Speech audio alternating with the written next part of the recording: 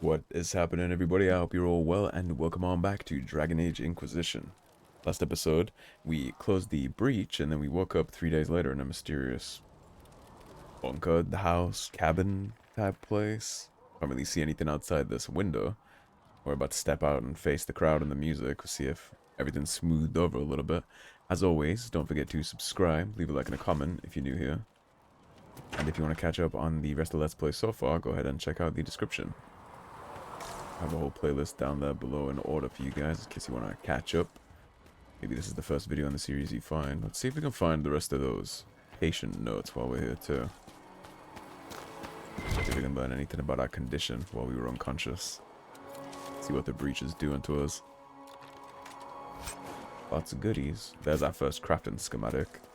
I do still have 200% completion saves on my SSD, so I think if I hit the golden nug, it's going to give me all my crafting schematics anyways, which will actually enable us to be a little OP early, so I'm not sure if I'll do that or not, but maybe. I'll decide. I'll see how much it bothers me to play the early game Archer. If I think things are taking a little long, then I'll do something else. That's him. That's the Herald of Andraste. They said when he came out of the Fade, Andraste herself was watching over him. Hush. We shouldn't disturb him. Well, they definitely seem to have a different perspective on us now. We weren't the Herald of Andraste last time. And these are all the people that had already decided our guilt.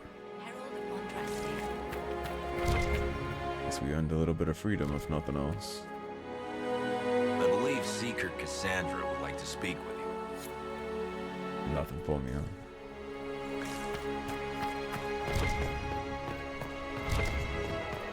What have we got here? Andraste's Mabare. You know Andraste's old Mabare.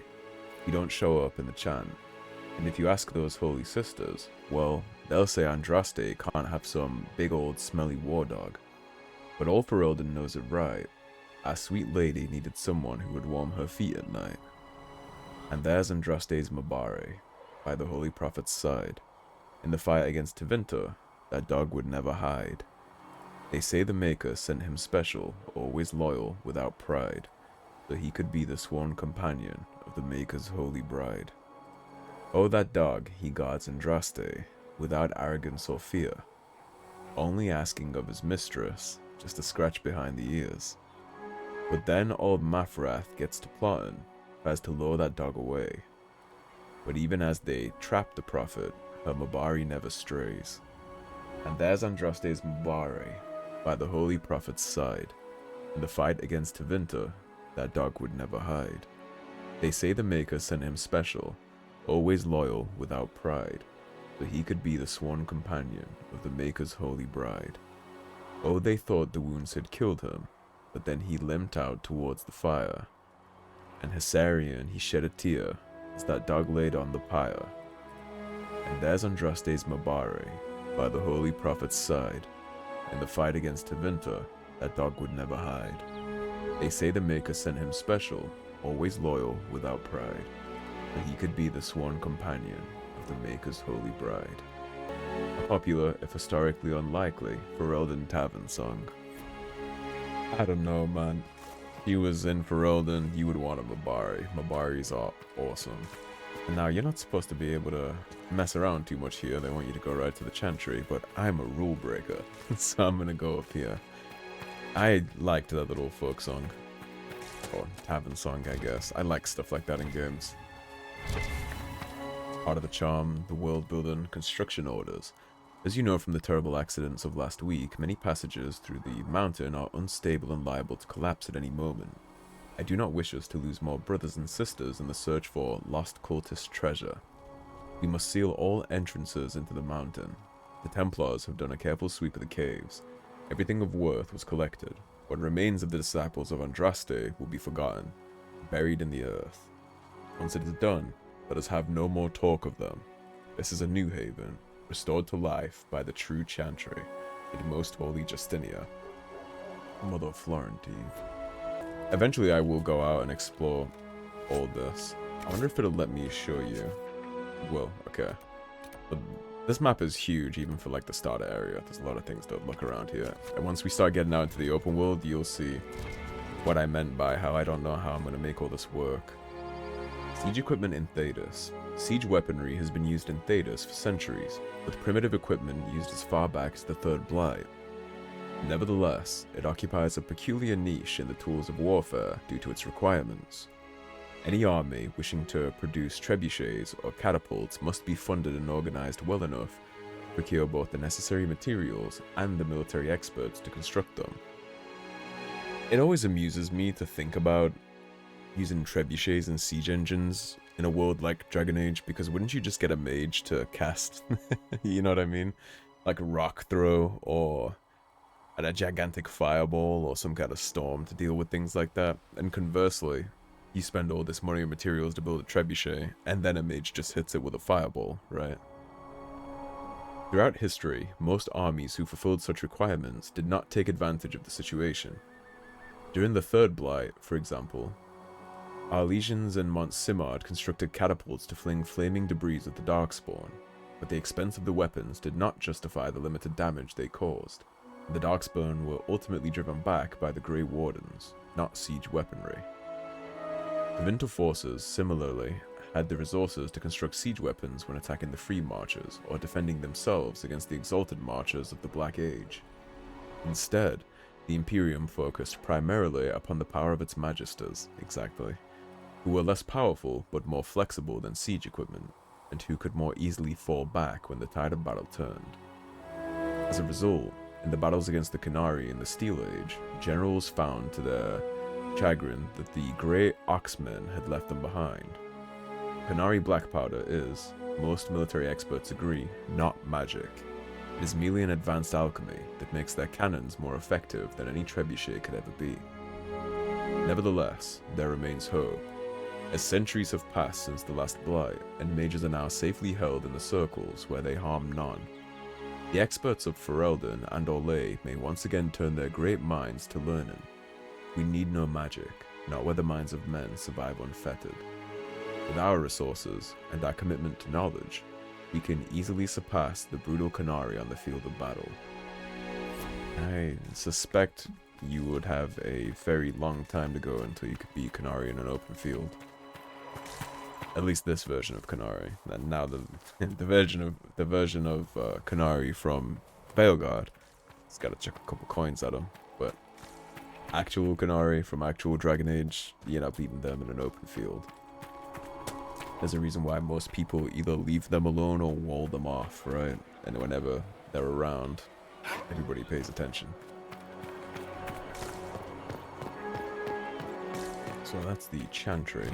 But I do, like I said, want to find those notes. I did. supposed to close it entirely. Still, it's more than anyone else has done. Can I open my boot now?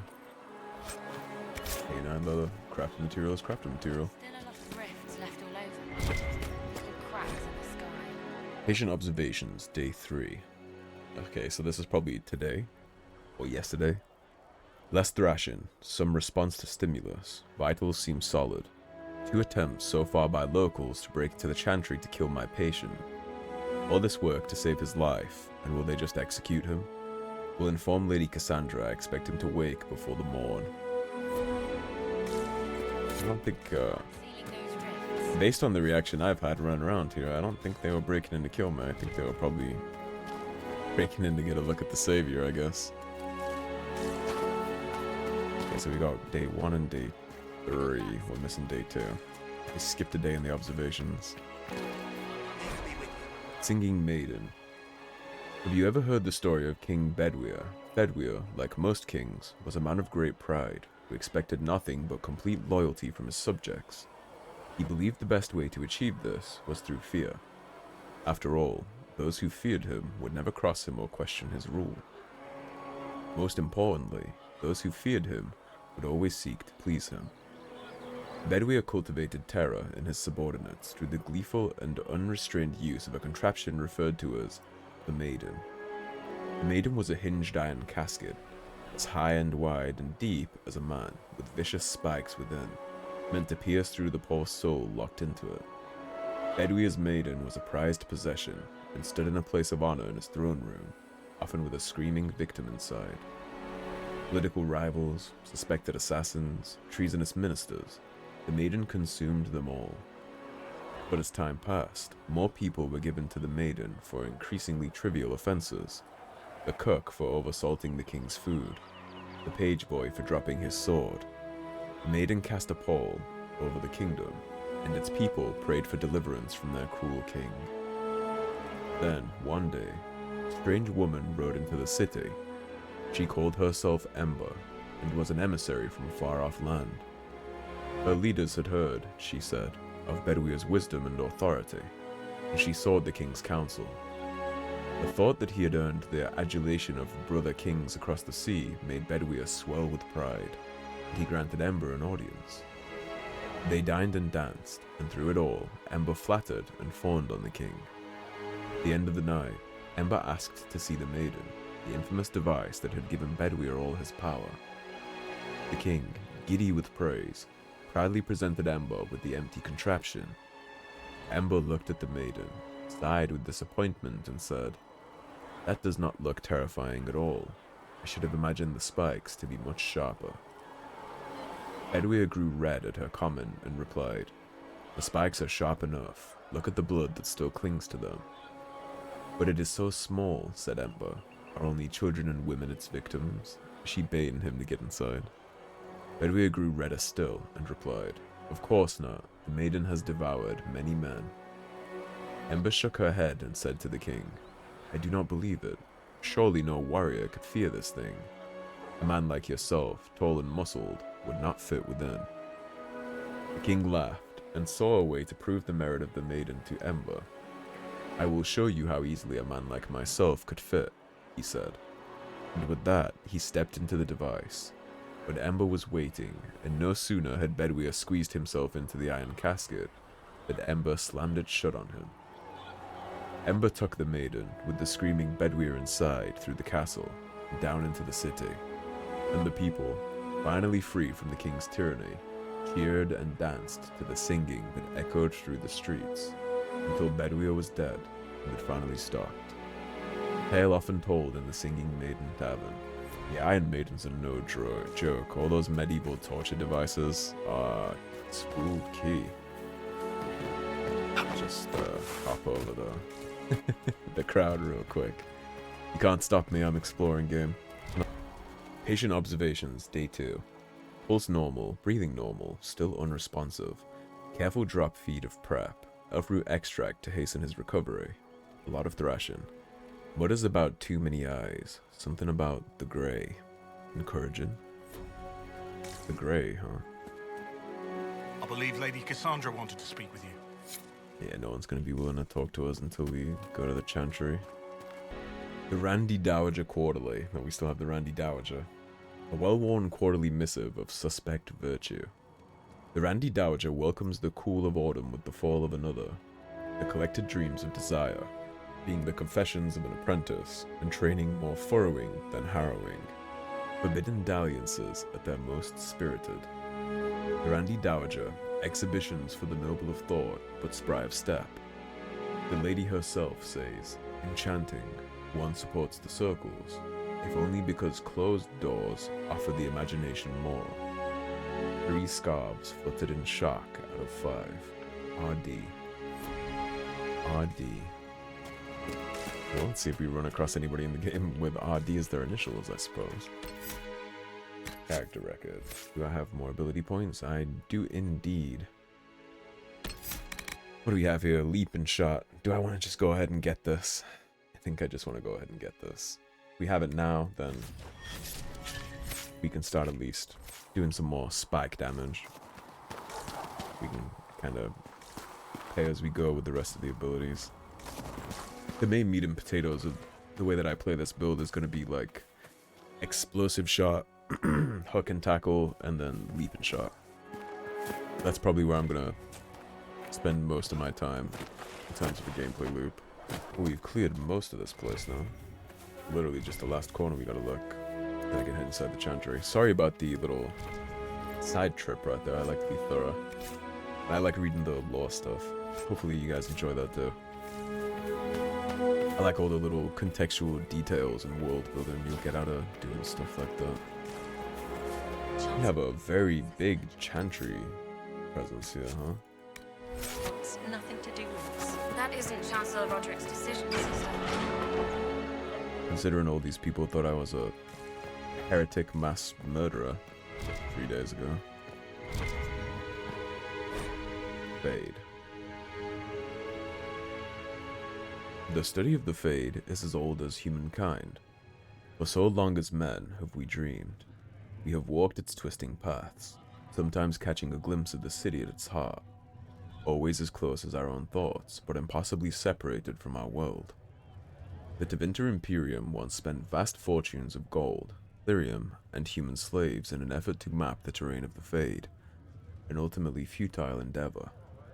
Although portions of it belong to powerful spirits, all of the Fade is in a constant flux. The Imperium succeeded in finding the disparate and ever-shifting realms of a dozen demon lords, as well as cataloging a few hundred types of spirits before they were forced to abandon the project. The relationship of dreamers to the Fade is complex. Even when entering the Fade through the use of lyrium, mortals are not able to control or affect it. The spirits who dwell there, however, can, and as the Chantry teaches us, the great flaw of the spirits is that they have neither imagination nor ambition. They create what they see through their sleeping visitors, building elaborate copies of our cities, people, and events, which, like the reflections in a mirror, ultimately lack context or life of their own. Even the most powerful demons merely plagiarize the worst thoughts and fears of mortals, and build their realms with no other ambition than to taste life. From Tranquility and the Role of the Fade in Human Culture by First Enchanter Josephus? Yeah, we saw a lot of the Fade Demon Lord kind of realms in the Mage Tower arc in Dragon Age Origins, right? With all the different demons there that own different layers that we had to do to get free of Sloth. And then if you play a Mage Origin inside Dragon Age Origins, they actually send you into a Demon Lord's lair. And the whole thing that you gotta do to pass your Harrow in there is to not fall for the trick that would end up with you possessed.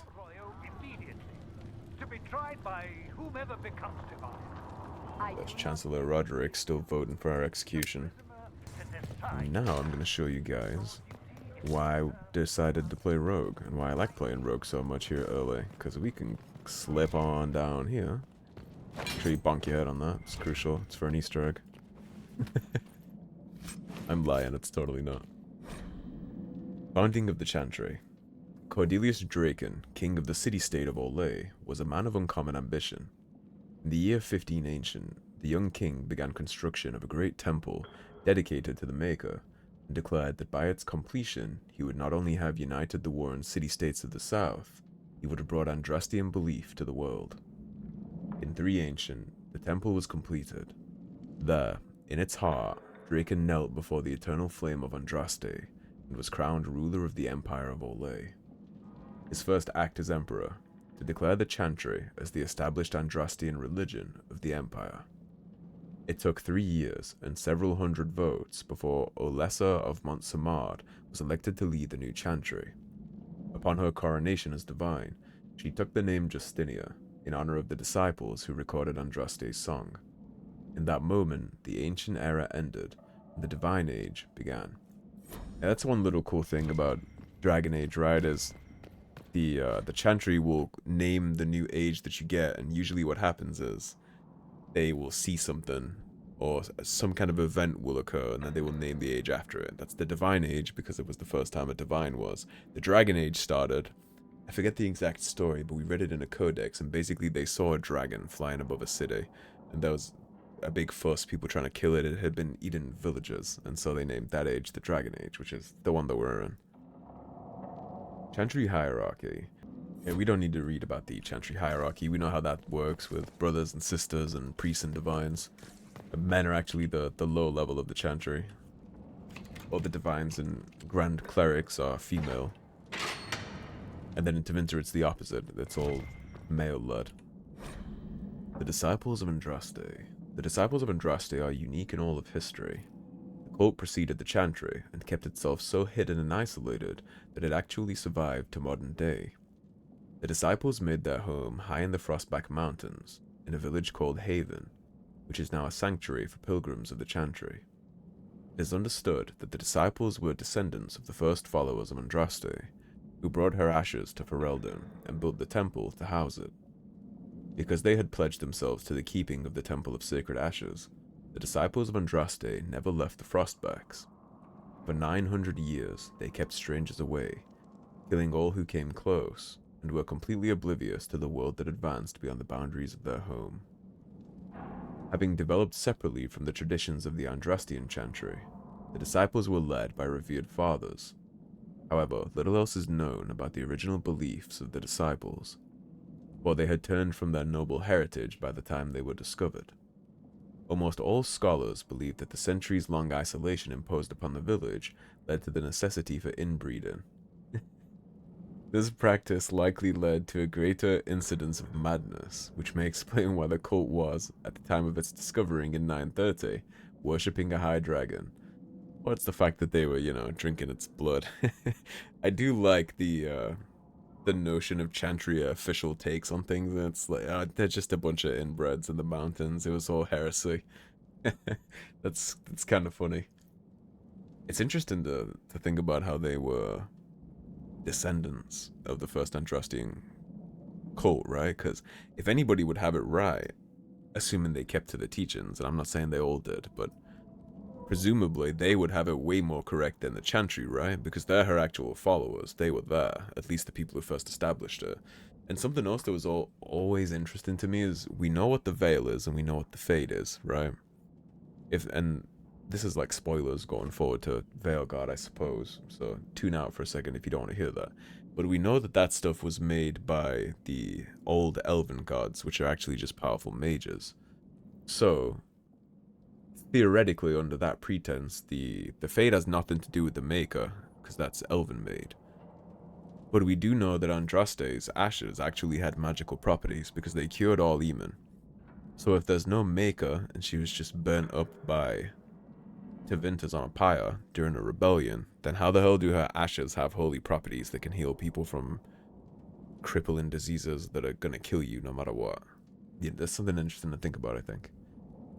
Anyways, according to writings discovered in Haven, the disciples of Andraste showed reverence to the dragon, believing it to be the prophet reborn. The egg clutchers and dragonlings of the dragon were afforded great honor for being Andraste's offspring, and were cared for by the cult. The dragon never attacked the cult, being cunning enough to recognize how this arrangement benefited it. In 930 Dragon, the disciples were wiped out by the hero of Ferelden, who was on a quest to retrieve the sacred ashes of Andraste. Yeah, that'd be our warden. Couldn't keep us out. It's still amusing to me that they're just all inbred. Alright, let's hurry on up and grab the goodies I came down here for. Yeah, ordinarily you would have to wait hours and hours and hours from now before we got to dip into any of this. But because I brought myself in here as a rogue, I get a bunch of free gold and a bunch of free crafting materials early. Too bad you don't get individual XP pops for opening these doors up, but free goodies are free goodies, right? We're gonna wrap this up and then we'll go talk to the Chancellor. See how he's feeling about the whole situation. I'm sure he's quite pissed we woke up. I don't think our survival would have probably been in his prayers. Misplaced notes. Notes written by one of the scholars responsible for restoring Haven. The notes have obviously come loose from a ledger of some sort. It took weeks scrubbing bloodstains from the stone. One of two things is true. Either stone is more porous than I thought, or Maker's beard, there must have been a lot of blood. How many people died? I'm so relieved I didn't have to deal with the altars of sacrifice the first arrivals found. Those were tossed off a cliff, I think, so now we just have to deal with the stains on the walls and floors. If this doesn't clean up in a day or two, I'm asking for some fresh plaster. Maybe we can cover them up. Still, it's not all bad. Haven is a beautiful place. And while working in the dungeons, we found scraps of paper with writing that looks like Brother Ferdinand Genitivi's. He was held here for weeks before the hero of Herald found him. That's very cool. Cool little Easter eggs and callbacks, I'm all for that. I know so a lot of people think crap like that is nostalgia bait, but if the game is good, man, you feed me the nostalgia bait. If that's all there is, it's annoying, but if the game is good outside of it, I want the callbacks. For some reason, I can't help myself but do that every time I run by this stuff. I think it's a combination of the noise and how hilarious that would be if somebody were to spectate. I'm not going to turn in my research yet. The children of Andraste. There are many misconceptions regarding Andraste's bloodline, Monsieur. This is due, I should think, to a general lack of knowledge regarding Andraste's mortal life. Understandable, considering the many cults that arose following her death. Everyone sought to claim Our Lady for their own culture, or claimed some aspect of her existence was a lie. All of them complete fabrications. My order has done a considerable research to ascertain the truth. We all know Andraste and the betrayer raised 5 children. The eldest 3 were sons, Izarath, Evrion, and Herald. The rule of what was once southern Tevinter was split among them.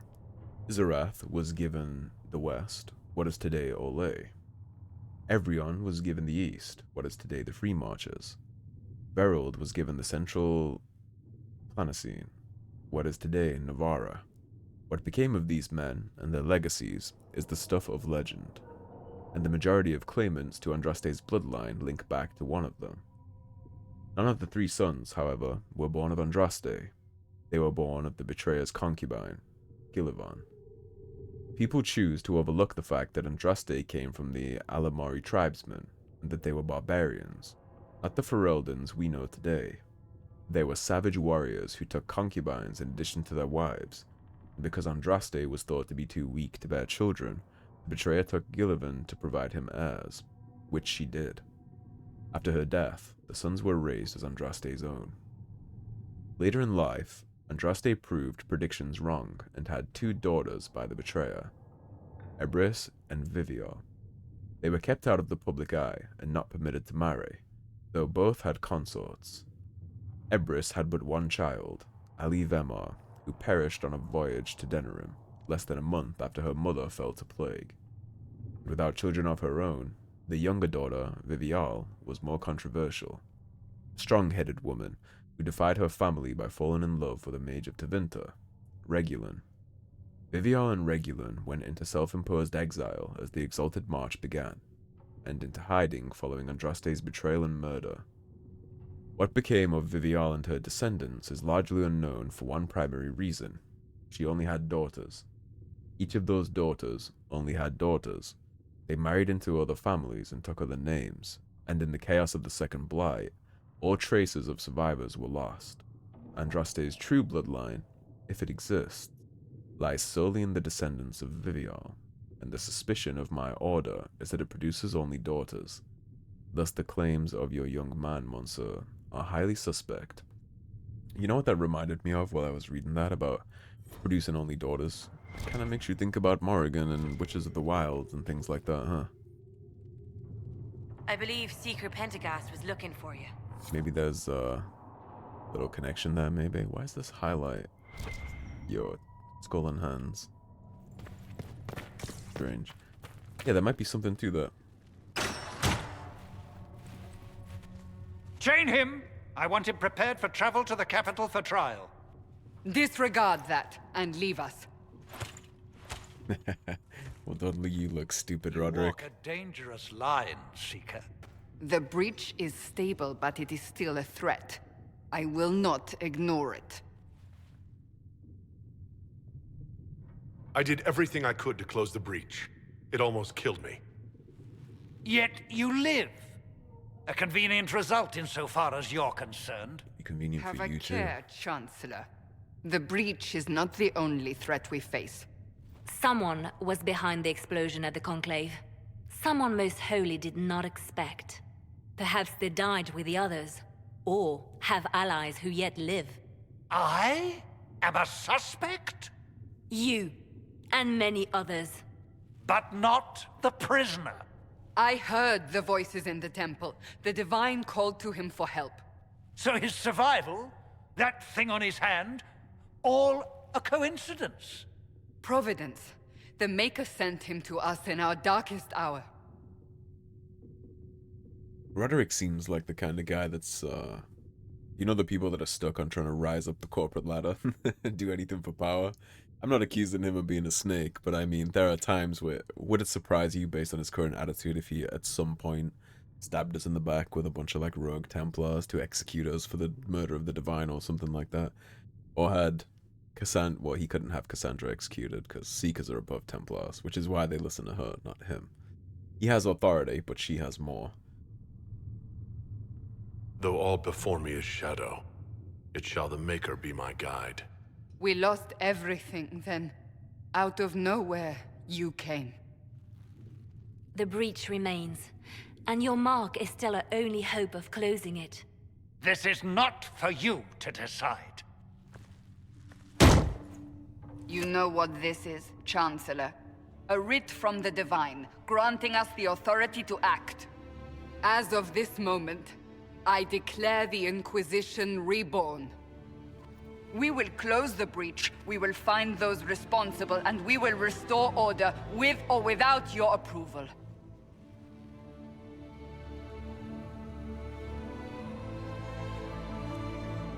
This is the Divine's directive. Rebuild the Inquisition of old. Find those who will stand against the chaos. We aren't ready. We have no leader, no numbers. And now, no Chantry support. But we have no choice.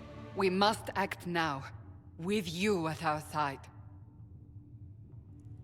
What is the Inquisition of old, exactly? It preceded the Chantry. People who banded together to restore order in a world gone mad. After, they laid down their banner and formed the Templar Order, but the Templars have lost their way. We need those who can do what must be done, united under a single banner once more. Yeah, a lot of this stuff has been kind of a long time coming, and for the most part I tend to lean on the sides of the Templars, but there is definitely problems, right? I mean, their circle's all... You look at Ferelden's circle, which is really easy to point at as being the good example, but there are bad ones too, like Kirkwall. There's a lot more nuance to the Kirkwall situation, but at the end of the day, you can't presume guilt in situations like that. But aren't you still part of the Chantry? Is that what you see? The Chantry will take time to find a new Divine, and then it will wait for her direction. But we cannot wait. So many Grand Clerics died at the conclave. No, we are on our own. Perhaps forever. What if I refuse? You can go if you wish. You should know that while some believe you chosen, many still think you guilty. The Inquisition can only protect you if you are with us. We can also help you. It will not be easy if you stay. But you cannot pretend this has not changed you. I mean, to be honest, we have a lot more breaches to close, right? And we sealed it, but it's still in the sky. So it clearly ain't fixed. If you're truly trying to restore order... That is the plan. Help us fix this, before it's too late.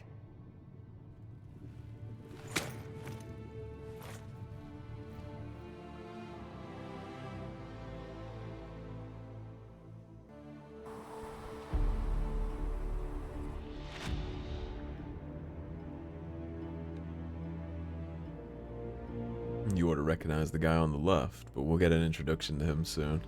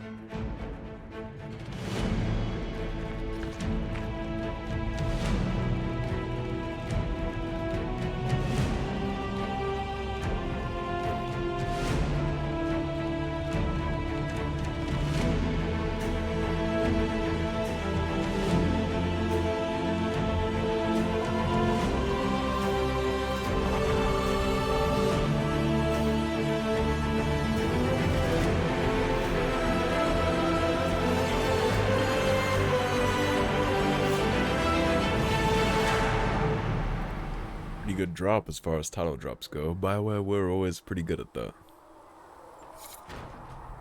Alright.